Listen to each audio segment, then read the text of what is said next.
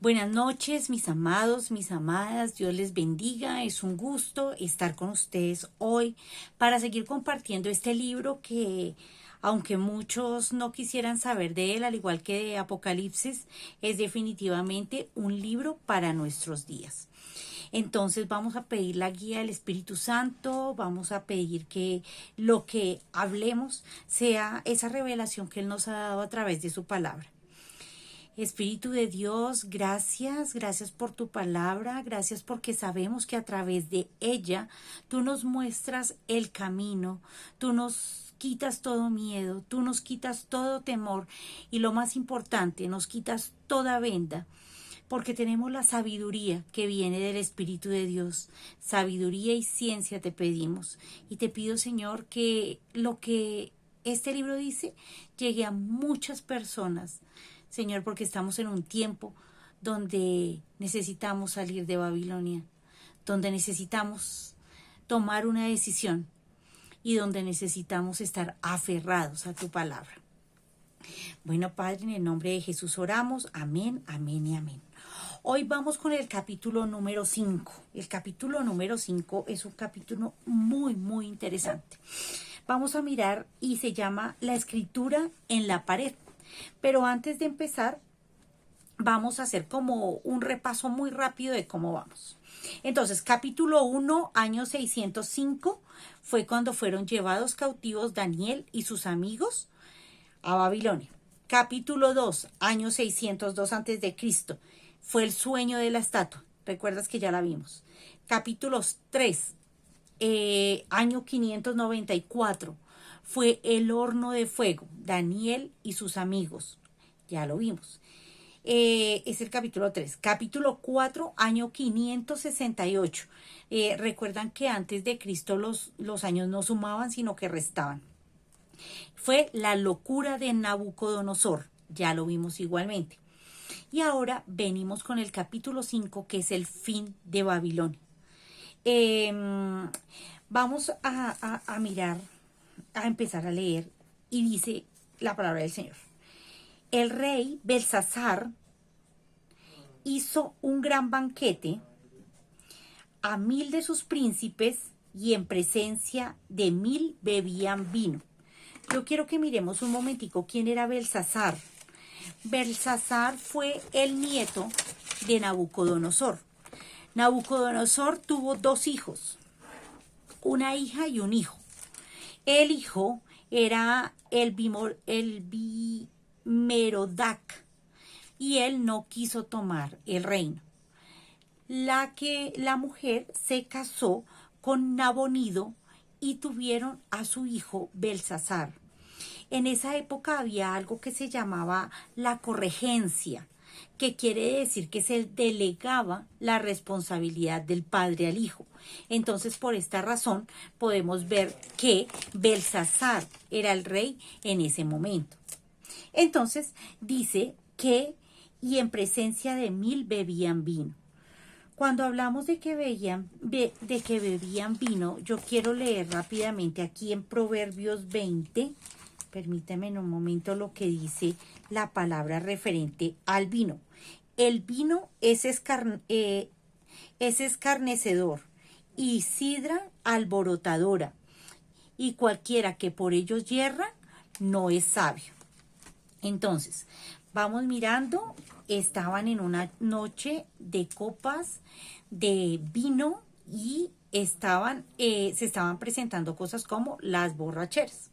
Vamos ahí. Segundo, Belsasar, con el gusto del vino, mandó que trajesen los vasos de oro y de plata de Nabucodonosor, que su padre había traído del templo de Jerusalén, para que bebiesen en ellos el rey y sus grandes, sus mujeres y sus concubinas. Entonces, recuerdan que cuando Daniel fue traído de Jerusalén, lo primero que Nabucodonosor cogió fue todas esas vasijas de oro que eran en honor al Rey de Reyes, a nuestro Señor. Entonces, él las tomó y las guardó, Nabucodonosor. Pero en este momento, Belsasar las coge y empieza a beber en ellas el vino. Entonces, ¿qué está haciendo él? Está realmente trayendo toda esa historia, todo ese dolor de cuando hubo ese ataque a Jerusalén, y está diciendo que él está por encima del Dios que tenía todo el control de esa ciudad. Entonces dice: entonces fueron traídos los vasos de oro que había traído del templo de la casa de Dios que estaban en Jerusalén, y bebieron en ellos el rey y sus príncipes, sus mujeres y sus concubinas. Bebieron vino y alabaron a los dioses de oro y de plata, de bronce, de hierro, de madera y de piedra. Entonces vamos a mirar: bebieron vino y alabaron los dioses de oro, de plata, de bronce, de hierro, de madera y de piedra. Nuevamente aparece nuestro número 6, ¿cierto? El número del hombre, el número del que puede hacer todo, el número del que siempre ha querido pasar por encima de Dios, el número de esa persona que nunca ha puesto límites, que siempre ha creído que no ha tenido el privilegio de ser la creación de Dios, sino ha querido igualarse a Dios. Y no estoy hablando de este tiempo, sino desde antes de la creación. Desde antes de la creación, siempre ese ángel caído, que es el diablo, ha querido usurpar el trono del Señor. Entonces, cuando nosotros miramos todo eso y venimos, digamos que a nuestros tiempos, nos damos cuenta que era una generación de desenfreno, ¿sí? Era una generación donde, ¿qué era lo importante? La comida, la bebida y el desenfreno sexual. Esto era lo que hacía, digamos, que una fiesta en Babilonia durara, no como ahora que duran un día, 2 días. Antes alguien se casaba o alguna persona había algún evento y duraba 8 días la fiesta. Entonces, las grandes imperios, las grandes culturas han caído cuando estas tres cosas se han unido: la comida, la bebida y el desenfreno sexual. Vamos trayendo todo esto a nuestra época y nos damos cuenta que es lo mismo que en este momento estamos viviendo. Es un desenfreno realmente donde el problema es la moralidad, ¿sí? Todos definitivamente simplemente quieren hacer lo que produce gusto. Hay algo muy interesante acá, y era definitivamente esa filosofía babilónica que por esa obsesión al placer. Entonces, yo no sé si ustedes recuerdan a la teoría de los epicureístas, que igualmente era como: comamos y bebamos que mañana moriremos. Algo parecido como ahorita, ¿sí? Comamos, bebamos, no nos interesa nada, no nos interesan autoridades, no nos interesan los padres, no nos interesan los hermanos, no nos interesa nada. Entonces, comamos y bebamos. Esa obsesión es lo que deteriora y es lo que lleva a que el pecado tome totalmente la fuerza y el control, y es lo que ha hecho, lo que les digo, que haya esas caídas de familias, de personas que pierden su trabajo, de personas que pierden su vida por el alcohol, de personas que se dejan llevar en los vicios y en ese desenfreno. Si nosotros vemos actualmente, esta parte sexual está totalmente, ya no hay ningún tipo de respeto, ¿sí? Volvemos a los tiempos de Noé: hombres con hombres, mujeres con mujeres, ya se están casando. Y todo esto nos está mostrando igual que hay un fin, igual que cuando en el tiempo de Noé, igual que cuando la caída de Babilonia, igual está pasando ahorita en el tiempo de esta Babilonia espiritual. Entonces, nosotros vamos a ver que en el tiempo de Babilonia, digamos que había esta frase: si te causa placer, hazlo. Si tiene buen sabor, cómelo. y si te hace sentir bien, tómalo. ¿Mm? Entonces, dígame si esa filosofía que yo les acabo de leer de 605 años antes de Cristo no es lo mismo que estamos viviendo ahorita. ¿Mm?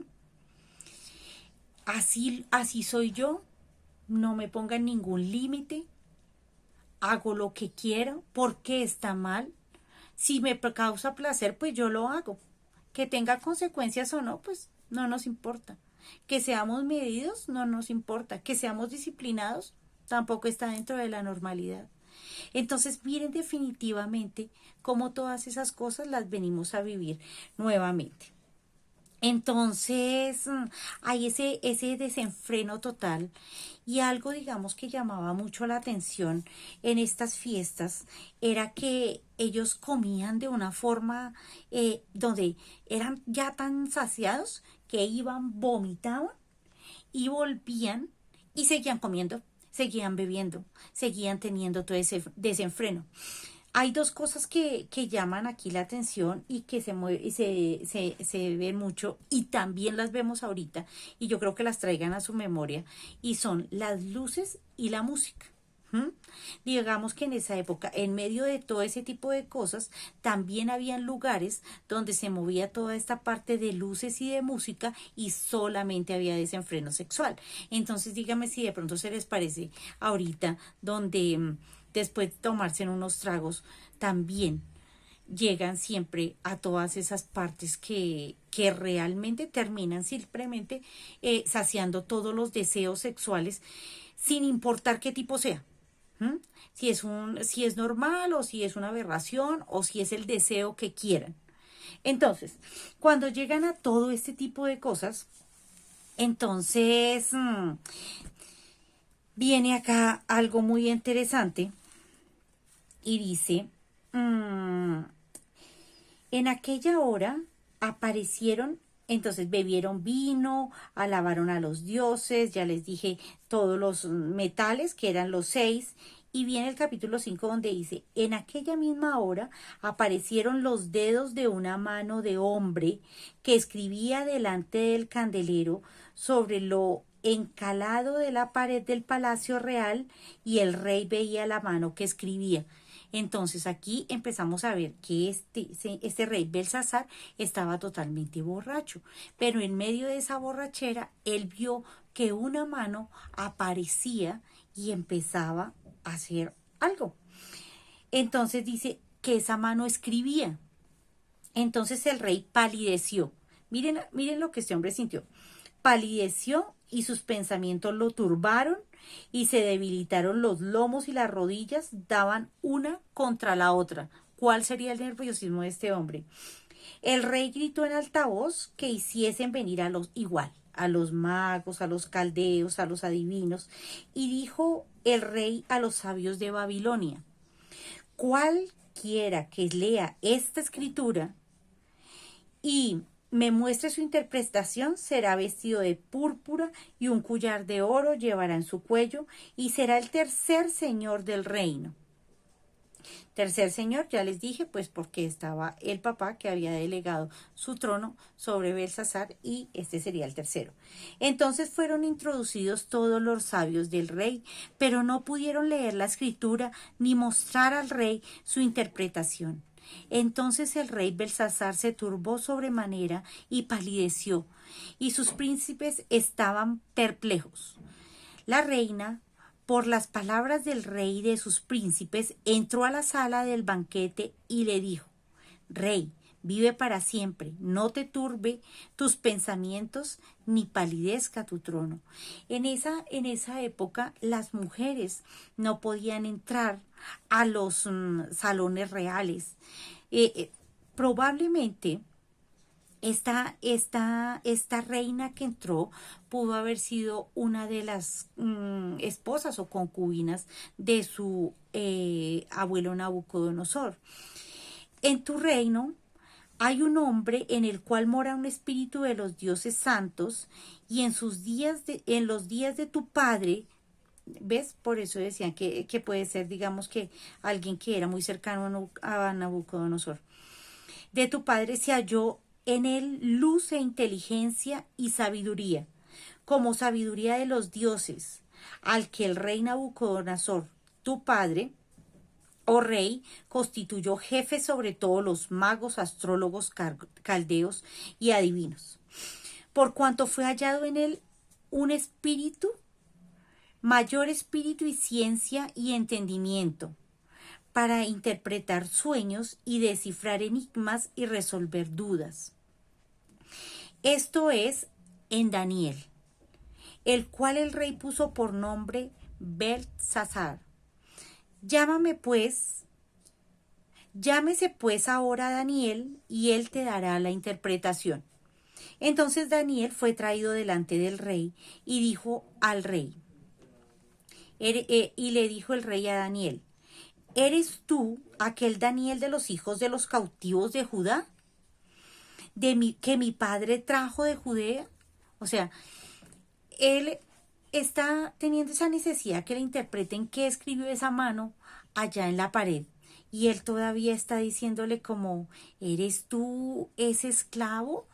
¿Eres tú ese insignificante hombre que mi padre trajo dentro de los cautivos?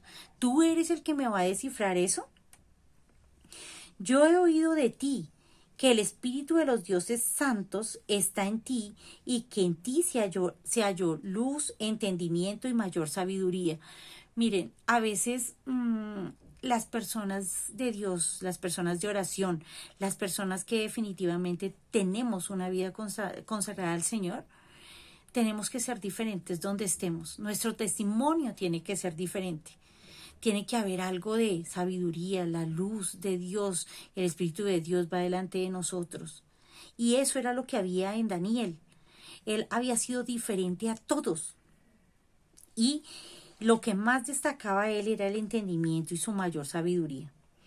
Y ahora fueron traídos delante de mí sabios y astrólogos para que leyesen la escritura y me diesen su interpretación, pero no han podido mostrarme la interpretación del asunto. Yo pues he oído de ti que puedes dar interpretación y resolver dificultades. Si ahora puedes leer esta escritura y darme su interpretación, serás vestido de púrpura, un collar de oro llevarás en tu cuello y serás el tercero del reino. Entonces Daniel respondió y dijo delante del rey, tus dones sean para ti, y da tus recompensas a otros. Leeré la escritura al rey y te dará la interpretación. El Altísimo Dios, oh rey, dio a Nabucodonosor, tu padre, el reino, la grandeza, la gloria y la majestad. Y por la grandeza que le dio, todos los pueblos, naciones y lenguas temblaban y temían delante de él. A quien quería mataba, y a quien quería daba vida. Mataba y a quien quería daba vida. Engrandecía a quien quería, y a quien quería humillaba. Mas cuando su corazón se ensoberbeció y su espíritu se endureció en su orgullo, fue depuesto del trono y de su reino y despojado de su gloria. Entonces, ¿qué hizo que él perdiera su trono, que perdiera su gloria, que perdiera su autoridad? Fue un corazón ensoberbecido y un espíritu que se endureció. Por eso, cada vez que nosotros vemos que la gente no sabe vivir bajo autoridad, que no le gustan las leyes, que no les gustan las normas, que no les gusta la disciplina, yo sí les quiero decir que disciplina solamente la puede tener el que vive bajo disciplina. Y bajo disciplina solamente está el Señor Jesús. Él es el que nos da esa disciplina, y por su palabra todo tiene un orden, todo tiene un mandato, todo tiene esa disciplina y todo tiene ese orden realmente que tenemos que tener en nuestra vida. Y fue echado de entre los hijos de los hombres, y su mente se hizo semejante a las de las bestias. Y con los asnos monteses fue su morada.